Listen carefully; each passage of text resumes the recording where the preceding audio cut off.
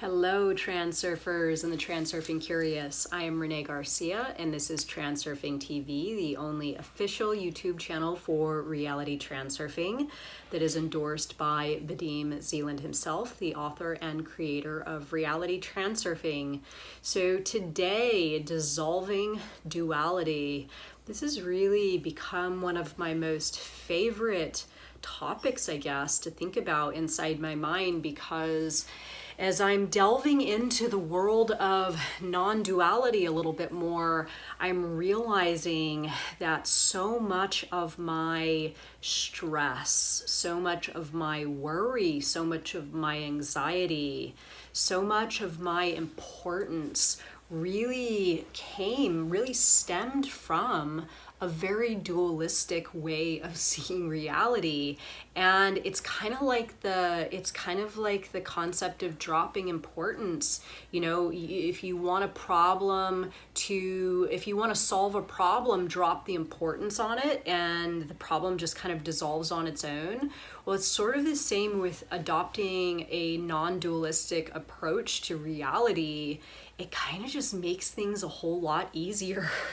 And it makes things a whole lot more fun too, because you see other people participating in a very dualistic way in their environment, and you can see the problems that it's causing them short term and long term. So for those of you that are feeling like you don't really understand what duality or non-duality means, and this is just my opinion because I haven't really read a lot about this stuff, so I'm kind of just getting a feel for it from a transurfing perspective. And I believe that Vadim Zeland actually talks a lot about non-duality in the book. He just never uses that terminology specifically.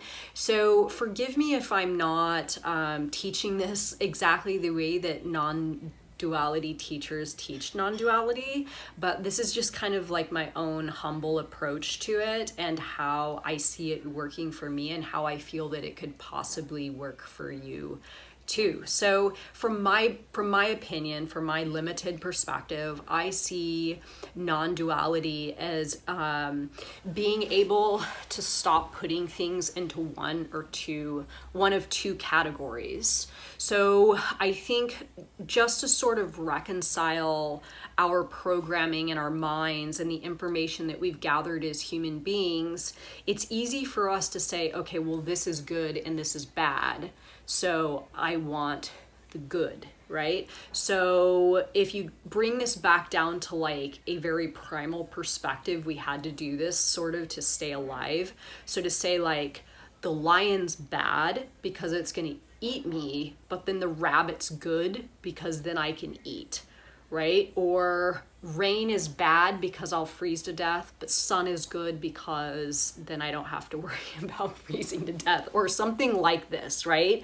Like this very black and white way of staying alive, or being able to navigate reality in a way where it makes sense. So veer away from the bad and veer towards the good. But here's the issue with it, is in assigning something as either good or bad, or let's just say the good, right? Let's say you assign something as good. So then you're like, then the antithesis or the opposite of that must be bad. So let's say you strive to have more success or more money, right? And then you say, okay, so more success, more money is good, but then less success or less money or a loss of money is bad. And then once you've labeled the antithesis of what it is you intend to achieve is bad, then you sort of created a framework that could lead you to an undesired state of mind should you find yourself in that quote unquote bad category of not having money or not achieving success in the way that you have deemed important for yourself. So it's kind of, in my opinion, this dualistic approach to living is sort of the same as having high importance levels. You're putting you're putting something in a category where you either need to see it happen or you don't want to see it happen, and your happiness is stemming from this structure that you have created for yourself. So again, it's getting down to eradicating or eliminating this black and white thinking, and simply becoming like an observer and allowing things to play out in an alternatives flow kind of way. So this is a perfect example, this whole thing that's happened with the coronavirus. A lot of people are like, oh, this is bad, right? This is super bad, and I've lost work now, and I'm quarantined, and all this stuff. And it's in this thinking that you can experience an induced transition, that you can really get your thought quality and your vibrational frequency lowered. All sorts of bad can befall you because you are viewing this whole situation from a quote unquote bad perspective, right? Before we had coronavirus, things were good. And now that we have coronavirus, things are bad and things are hard and things are scary.